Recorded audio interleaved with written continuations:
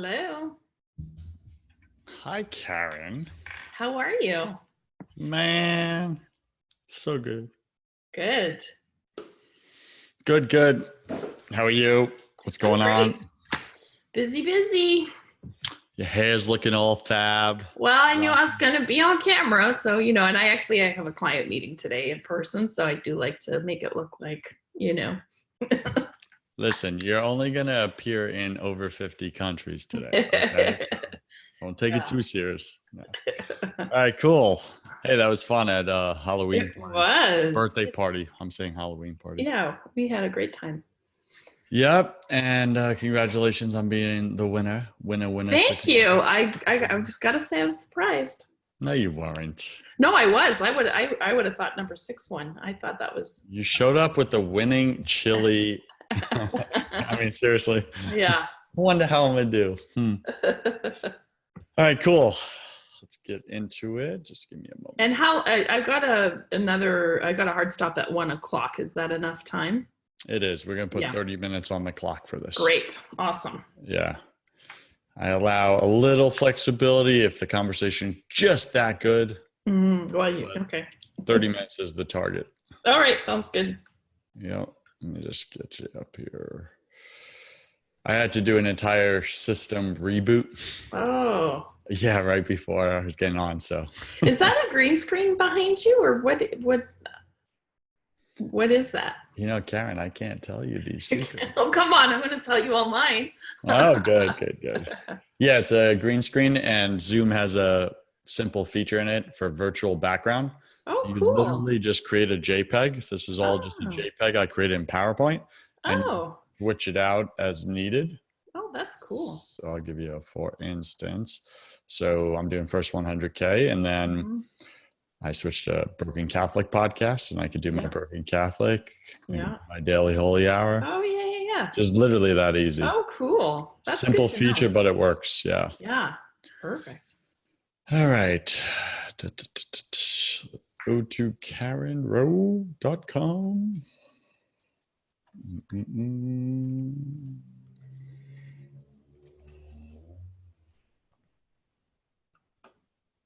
I had to clean out all my files. It was gigabytes worth of stuff that was just slowing down the whole system. I bet. That's a power headshot on your homepage there. Thank you. Seriously, you got that power look. It almost looks different than you because you got the... Well, my hair is a different color now, so... Yeah. But even the look, you've never looked at me like that. You got intensity. That's because you're not a client. I won't make any meaning around that. Yeah. You got that intensity in it. All right. Cool. Well, the idea is I don't buy your bullshit, right? You're going to get your book done. That's right. Hey, you're dealing with alpha men, so you get to talk to them. Yeah, that's right. Got it. Cool. All right, cool. Let's get into it. All right.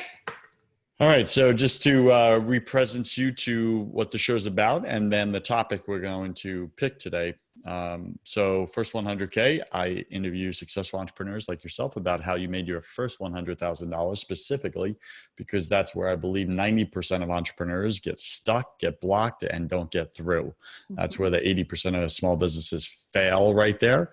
So we talk about that. We talk about what are those struggles that my listeners currently going through. And stop watching the millionaires and billionaires that are telling you, here's the 5 things I did to be successful. Well, those work up there at 10 million, 100 million, but they don't work at the first 100K. Yeah. So we really go back in time and we talk about what was it like for you specifically with that. And then I'm going to, we'll do a little backstory, your entrepreneurial journey. And then I'm going to ask you, what are your top 3 tips or strategies that you use personally to make your first 100K? So you may want to start getting present to that in your mind. And then what was that number 1 big, hairy mistake that you made that just is in your face right there? Oh, that's an easy one. that's an easy one. Yep. And then the topic for the show that we'll jump into is how to make money from your passion, which you've done here with your book writing. So I think it's all just going to segue really nicely together. That's it. Any questions or comments on that? No. All right, got it. And small housekeeping, Karen, to clarify, you grant me, Joseph Warren, unlimited worldwide distribution rights to this recording, correct? Yep. Thank you. All right. The intro and outro have been pre-recorded. So I just start with today, our featured guest is Karen Rowe. And then we go right into it. I'll give a little bit of your bio, and then I'm going to ask you to fill in some of the gaps in that intro. And then we're right into conversation, just you and I having some fun. All right. I'm looking forward to it. Awesome. And then I'll summarize like your main points, like your 3 top strategies. And then we'll go into my favorite part, which is the hustle round. And those are just some fun, quick questions for you, like quick fire style. Yeah. And then we'll wrap it up. All right, here we go with Karen Rowe. I like rhyming.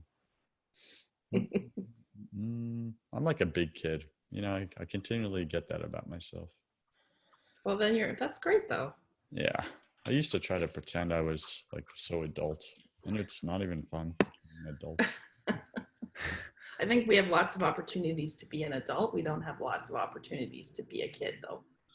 You know what? Man, you'd be dropping wisdom already. Save it for the show, girl. All right, let me just get here. And good and good.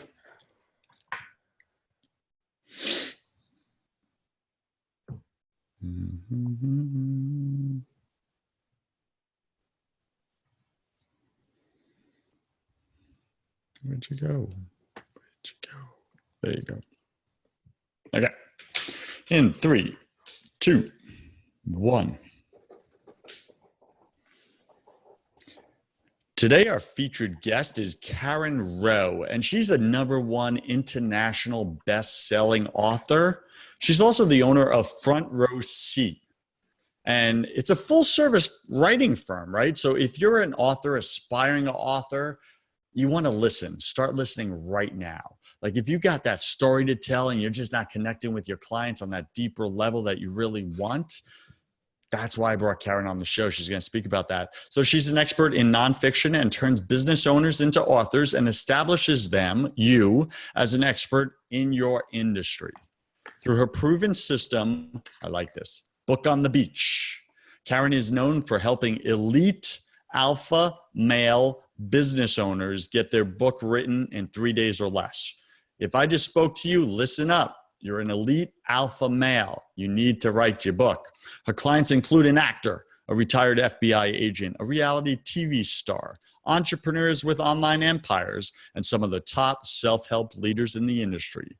Her mission is to help you find your voice and uncover your unique and powerful story to create an instant connection with your marketplace, kind of like what I just said. You can find her at KarenRowe.com. That's KarenRowe.com. I'm going to spell it for you. It's KarenRowe.com. Karen, welcome to the show. Go ahead and fill in some of the gaps in that intro, would you? Thank you for having me. Well, the only thing I would say is that you said if you're an author or an aspiring author, you don't have to be an aspiring author. You can be a speaker, a trainer, a business owner. You can be a chiropractor or a psychologist, be an actress. Yeah, anything. If you have specialized knowledge or a message to share. I also have maybe 10 or 20% of my clients just have had interesting lives and they're writing memoir books. So if that's you, you have a story to tell, then listen up to this podcast because it will be relevant. So Karen, why alpha males, elite alpha males? Like, what do you mean by that? Why'd you pick that? Don't go too deep, just literally 60 seconds. Well, because typically they are very passionate about their subject matter. They know what they would write about. And the biggest problem that they have is that they're just too busy and successful to find the focus time required to sit down and write on a regular basis. So I target the elite alphas because they, as soon as they meet me, know that they need me. And it's a really simple conversation that results typically in a sales transaction. So what I heard you say is elite alpha males are quick decision makers. Yeah, quick starts. Yeah, they are. Yeah. So like, why wouldn't you want them as clients? All right. So Karen says right there on our homepage, the biggest problem with writing a book is writing the damn book. That's It's right. time consuming and it's a chore and you got all this other stuff going on. That's why Karen can help you do it in 3 days or less. We're not here to sell Karen and her services. We're here to learn about how Karen made her first $100,000. So Karen, let's get down to business. My audience loves context. How much revenue, gross revenue, approximately did your business do in the last 12 months?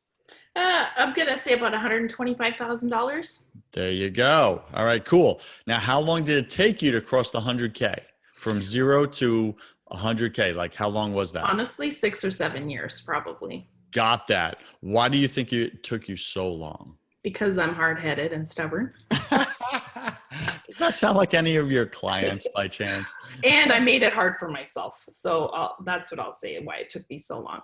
All right. Actually, I want to hear that. What do you mean, like specifically? Like, what is one big example of how you made it hard for yourself? Well, I used to talk people out of hiring me. So I had to learn how to make it easy for people to say yes to me. And I was a very good and still am a good technician. I had to learn how to be a business owner. So I could write and edit books really well, but running a writing business took some time and courses and coaching for me to be able to develop some of those skills. That's powerful. Startup Nation, are you like Karen, where you used to, or maybe still do, self-sabotage your own success? You actually talk your clients out of buying your product or service, or you? Mm-hmm. So Karen, give me an example, like what specifically shows up for you in how you actually talk someone out of the sale? Well, I mean, first of all, I'd say I was really put a lot of pressure on my business to support me. So first of all, I really needed the sale. And when you're coming from really needing something, you're not coming from service. And how can I support this person? And what can I do for them rather than I need to get this sale so I can pay the rent.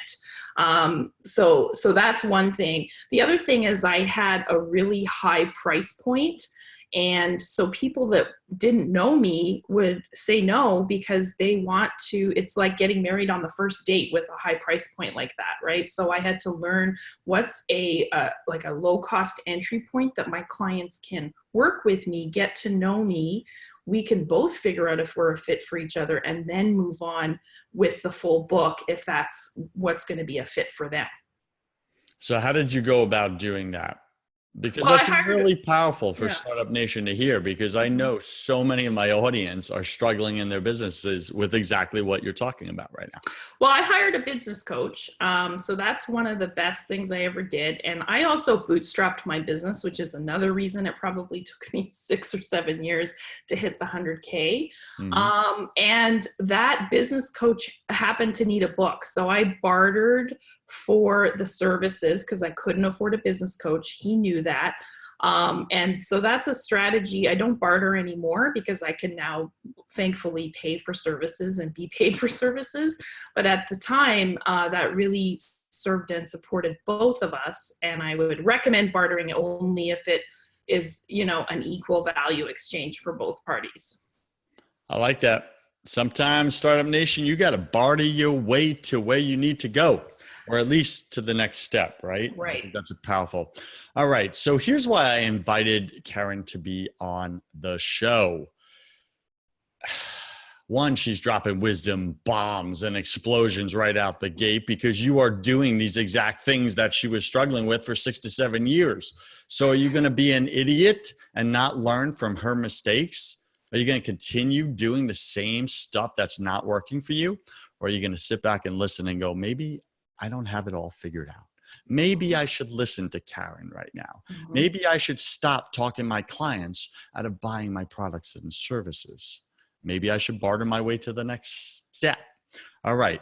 So Karen's going to speak to us about, I want to hear this. And then we'll get into like the books and writing and everything like that. How did you make your first 100K, right? So I get it took you 6 to 7 years of just mistakes and stubborn-headedness and all that. But you finally got to a point where you're like, you hired the coach, you got some transformation stuff going on, you started to change from the inside out. All of a sudden you had aha moments, and you started going from a technician, as you said, to a business owner and running that business. So what are the top 3 tips or strategies that you use to cross the 100K mark, Karen? Well, the first thing I'd say is make sure that you're solving the right problem for your clients. So when I initially started my writing business, I thought that the biggest problem that my clients faced was that they were afraid of that their ideas weren't any good, or that they were dealing with, some of these limiting beliefs that we hear a lot about: fear of success, fear of failure, etc. And actually, that wasn't true at all. The type of clients that I really wanted to do business with, as I mentioned earlier, they had no shortage of confidence in their passion. They had no shortage of results that they could share, and successful case studies that they'd help their clients achieve. Their big problem was their time. So I was struggling for those first 5 years because, first and foremost, I was not solving the right problem. So if this is you and you're listening, ask your clients, right? Like I got to understand what the right problem was by talking and asking questions, rather than just pretending that I knew, because that was my stuff. My big stuff that was in my way was what I assumed everyone's problem was, and that's not true. So that's the first thing I did that really, and then as soon as I started solving that problem, the caliber of my clients completely changed. So while at first I was attracting people that were afraid of writing books, and I had results that reflected that, not only in my bank account, but I only had maybe 2 out of 10 clients in the first year and a half publish their book. And I was like, those results suck. I want 100% of my clients, right? But I was attracting the type of people that were writing, like catharsis books, and they were dealing with fear, and that was stopping them from completing. So once I switched to that business, that problem, then the whole business shifted. I also switched from book coaching into done-for-you ghostwriting. So I thought, okay, if they're not finishing the books, I know I can finish them, so let me do them. And of course, that again solves the problem where they're like, man, this is great, because I'm reducing the client's investment for writing a book from, say, 400 hours down to 40. So that was one thing. And then the other thing that really made a difference in terms of a top 3 tip is I focused on relationships. So I really did relationship marketing. I realized that the type of client that I'm going after, these CEOs and alpha males, they're not on Facebook. They are either speaking from stages, they're hosting their own events, or they're at events. So I started going to those events. And I paid to play. I would join mastermind groups. And, I was often, I'll say, the poorest or brokest person in that room, which is what I wanted, right? So, and I developed relationships with them. And often it was once I solved that right problem for them, we're talking a 20 or 30-minute conversation over dinner or lunch or over drinks, and they were hiring me. And because they were at a certain level of success, the price point I was charging was not a difficulty for them, which I also wanted, right? I didn't want people that were stressing out about making a payment to me.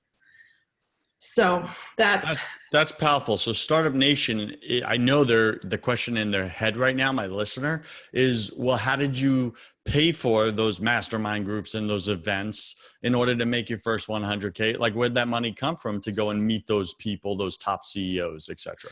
Well, a couple different ways. Sometimes I bartered. And sometimes I paid them instead. I went without. I didn't have a car for 2 years, for example. I had my cost of living was really, really low so that I could invest in some of these mastermind groups. I often did payment plans, because the truth is, if I could get one client out of that marketing group, it would more than pay for the cost to join the group. So I looked at it that way, and I would not necessarily recommend everyone to do this. I was single single. I didn't have kids, that I was focused on that. And that was what I chose to do. But, I wasn't going out spending my money on new toys. I had an old crappy phone for like 3 years, but I paid $100 for it, didn't have a payment plan. Like I saved money where I could. I cooked at home. Like that was the necessity of, again, the the bank account. But when I did have money, I would often just reinvest it right back into the business. Man, powerful. I love rags to riches stories. Yeah. This is great, Karen, because you didn't shy away from, one, having your eye on the prize, and two, like getting lean with your lifestyle, your expenses, and not going for the latest, greatest gadget, and saying, you know what, it's going to be worth it. The dream's going to be worth it. So I'm going to sacrifice now these things so that I can get to that dream. Where so many of us, we want everything now, and we actually give up the dream. Right? We get all the stuff, the toys that dissatisfy us, and we give up the actual dream that would satisfy us. So really well said there. I love it. I love it. So Startup Nation, are you listening? Like Karen is dropping this. This is awesome. So Karen, go big picture real quick with me. Why do you think 90% of entrepreneurs are struggling to make their first $100,000? I think they're too comfortable. I think often the other thing is that I was single, so I didn't have a second income. So I think often entrepreneurs don't have enough skin in the game. And you say you're committed if you're doing a side hustle, not to say that you couldn't make that 100K, but it might take you longer.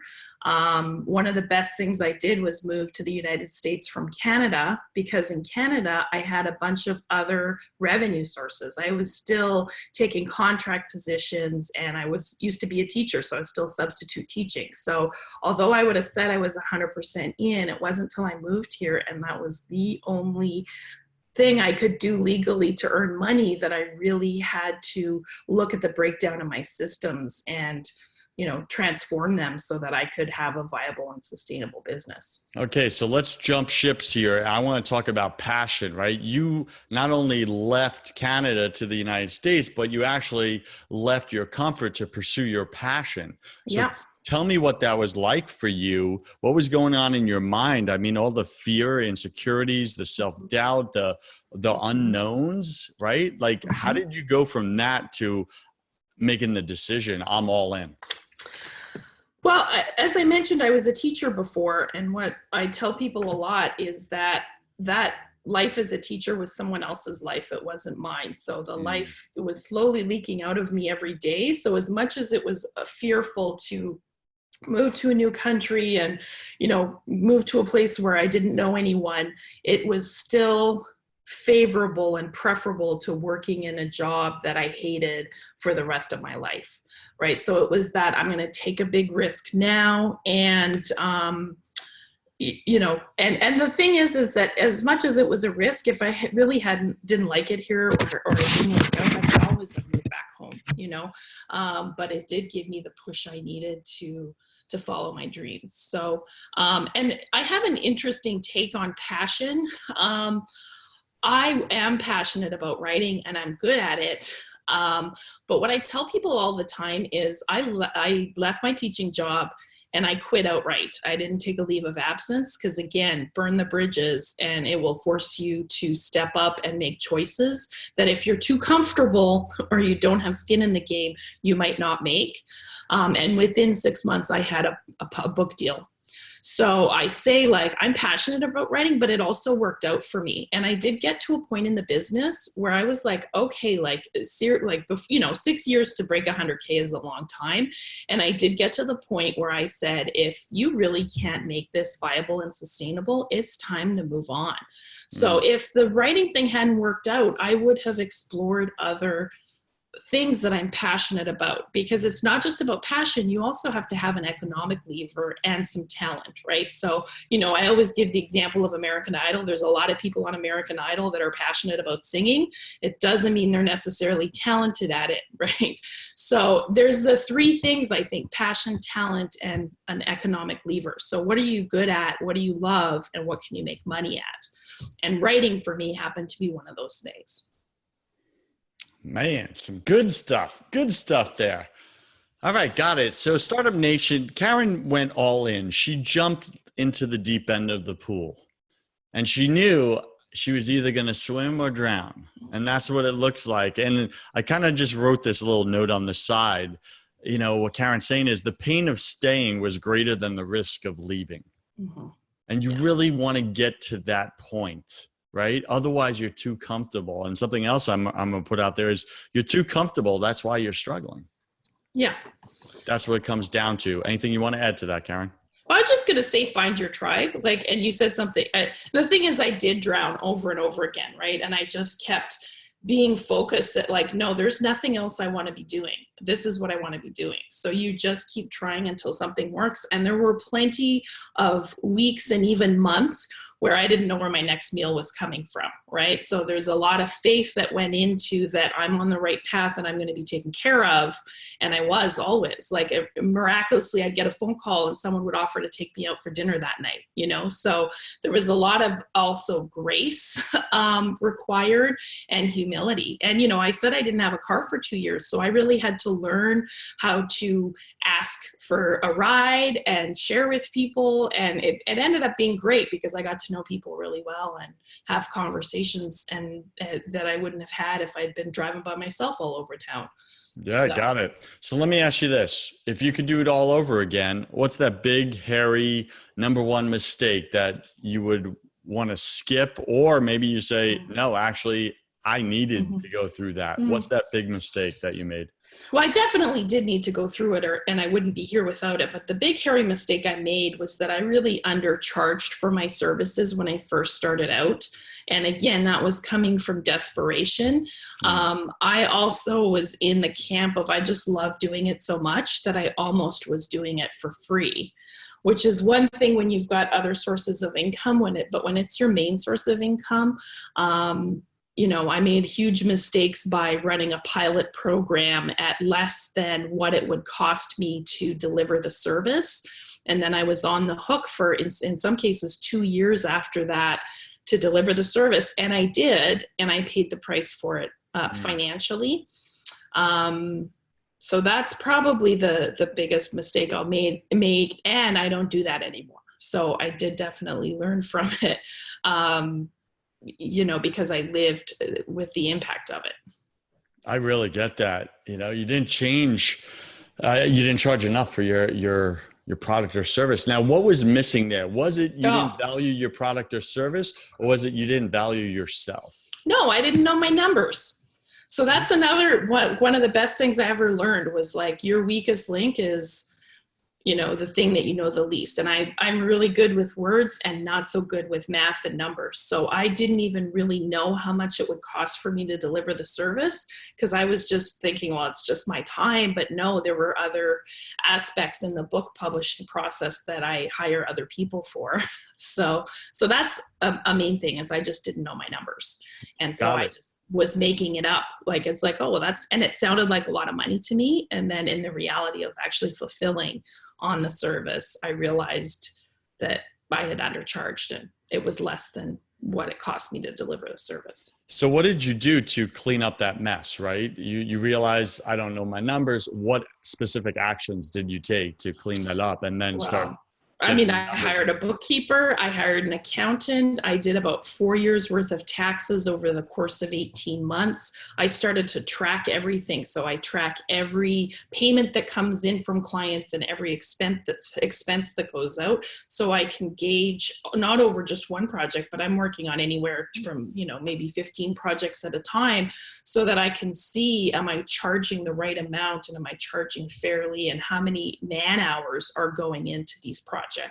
So, bottom line, I learned my numbers. I figured out how much it cost me to get a client and, the cost of acquisition and, and I worked all of my expenses in, what's the cost for domain hosting and all the other things that we think we don't always think about. I started working that in as the cost to get a client. So now, Karen, what would you say to my listener right now who says, well, I'm just bad with numbers, so I don't want to learn all that stuff? Yeah. What I would say is that's the weakest link in your business. right? So I would say learn enough about it to hire someone else to do it, right? Because you don't want to bypass that phase. I now have a bookkeeper, an accountant, and a project manager who manage most of that stuff for me, because that's not the highest and best use of my time, but I learned it enough to know that they're doing a good job and that my money is being managed properly. I also have tight control. I keep a close watch on my accounts and make sure that, that we're on track. Love it. Startup Nation, get that. You got to have your numbers, not just a great product or a great service. You got to have your numbers straight.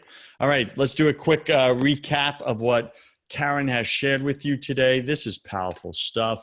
It's basic stuff. It's simple, but man, you and I need to be reminded, don't we, on a constant basis? Yeah. All right. So first off, Karen just crossed $125,000, which is great in her book writing and publishing type business. And she's helping clients, elite alpha males, to write their books, share their stories. So she's really drilled down to a clear niche. And it took her about 6 to 7 years to get there, right? Because she was literally just shooting herself in the foot and talking herself out of the deals, out of the sales, right? So her top three strategies. Here's how you make your first 100K. Number one, solve the right problem for your clients. This is a powerful one, Karen, that you really landed, I think. She went for, as an example, in her business, she thought her clients were really suffering from, their pain was that they lacked confidence in writing a book. And that wasn't the case at all. What they lacked was time to write the book, because they're high-level CEO types. So once she got clear on that and clear on that messaging, it started to land and resonate with them. And now she was able to focus and speak to, here's how you could write a book in 3 days. This isn't going to take you any time at all, because I know time is your number one thing, isn't it? Guys are going to go, yeah, how'd you know that? Right? So she spoke right to that. Solve the right problem for your client. So what is that problem that your client actually is struggling with? Number two, and I put this one in, Karen, but she lived a lean lifestyle. She got lean on all her expenses, right? Because it takes a while to get to the 100K sometimes. I know I have a lot of guests on this show that come on and say, I did it in the first 12 months. I did in the first 6 months. I did it month one. I get it, right? That happens, but that's not actually common. It normally takes 12 months, 2 years, 3 years to hit that first 100K. Once you get it, you now have the foundation, the systems, the process to start scaling it to 500K, a million, etc. But it takes a while to get there. So number three, Karen says she switched from self-published to done for you with her clients, right? So think about that, Startup Nation, for your own clients. What could you do where you take most of the work that they have to do out of the equation and you take it on and then reflect that in your higher pricing, right? But that makes it easier for them to engage with you.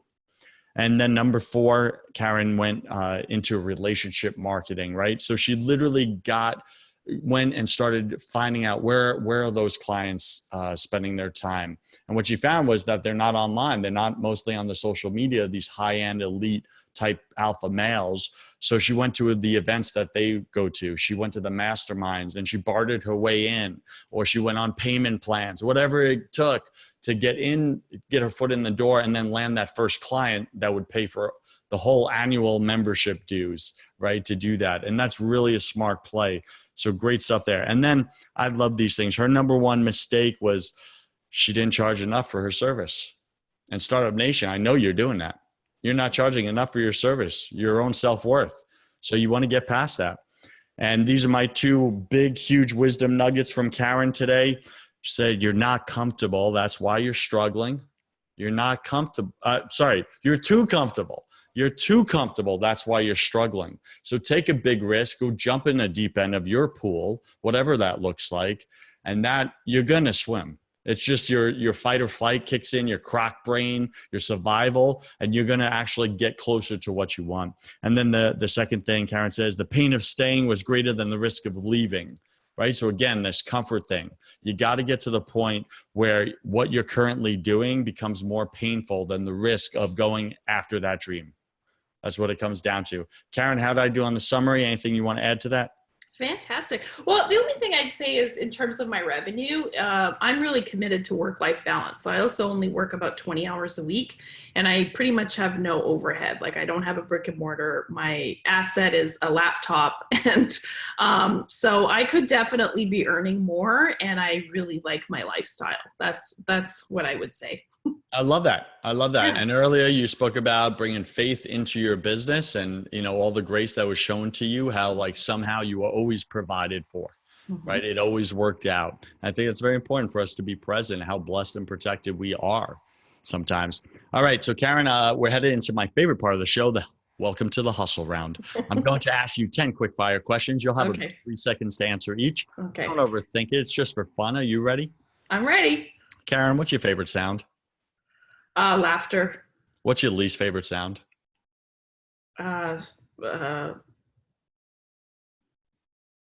Whimpering. Yeah, I got that. What are you most afraid of? Being alone for the rest of my life. Got that. That's a powerful one. What did you spend way too much time doing your first year in business? Make busy work. Not revenue generating activities. Got that. What secret fear do you have about people? That they won't like me, maybe. Yeah, got that. What do you wish you had learned sooner in your business? How to enjoy the sales process. What's a new habit you want to form? Regular exercise. Got it. What's a bad habit you want to break? Snacking. Got it. Pick 3 words to describe who you are now.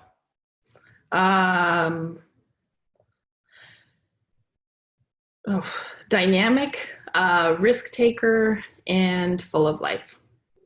That's powerful. Pick 3 words to describe who you were your first year in business. Terrified, meek, mealy-mouthed, people pleaser. That's more than 3. You got the point across. And last question, Karen, if you could come back to life after you died and tell your family and friends only one piece of advice, what would you say to them? You've only got this moment, so enjoy it. And water the grass you're on the side you're on. Startup Nation, you only got this moment, so enjoy it. And water the grass on the side that you're on. Bloom where you're planted, yo. Stop chasing the green on the other side of the fence. It doesn't belong to you. Karen, any final wisdom for my listener? Well, I mean, I think it's great that they're listening to the podcast because that's the equivalent when you're starting out. The podcast is great to get learning and information. So learn from the people that have been and done it what you want to do before you. Like I've always said, you want to be the dumbest person in the room because you're learning from everyone else's knowledge and experience. So love that. Listen to that, Startup Nation. All right. So we're speaking with Karen Rowe. You can find her at KarenRowe.com. That's KarenRowe.com. Any other place Startup Nation can get in touch with you or reach out to you, Karen? Well, I'm all over social media, so you can find me on Facebook at author Karen Rowe. I'm on Twitter at Front Row Seat. I'm on Instagram. I have another website called bookwritingmaster.com. That's for an online course I do. You can go check me out there as well. And feel free to reach out to me on social media. I love hearing people's book ideas. So I think everyone has a story to tell, and I love hearing them. Well, Karen Rowe, we enjoyed hearing your story today. Thank you for being on the show. I wish you peace, love, and your next 100K. Thanks for having me. All right. Take care. Take care. We'll go live this Thursday, early morning.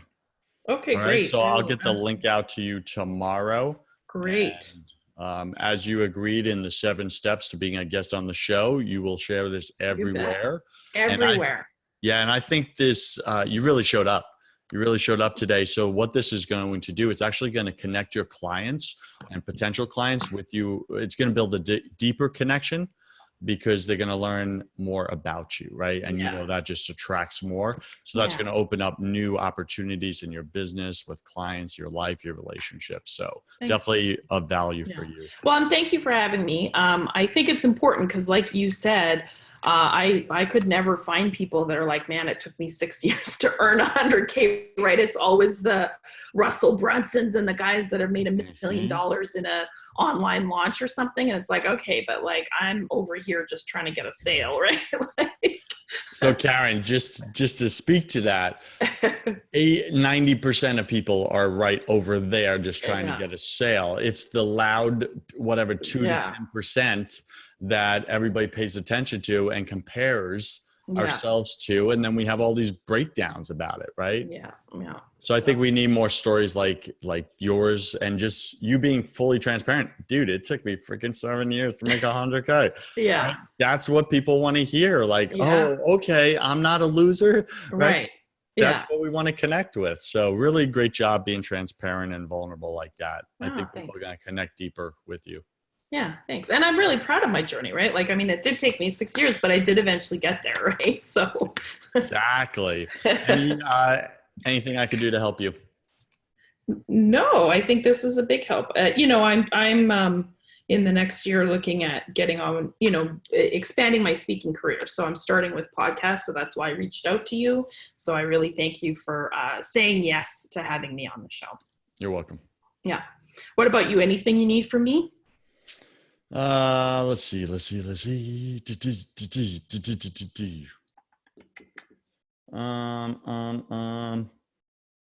not present to anything right now. Okay.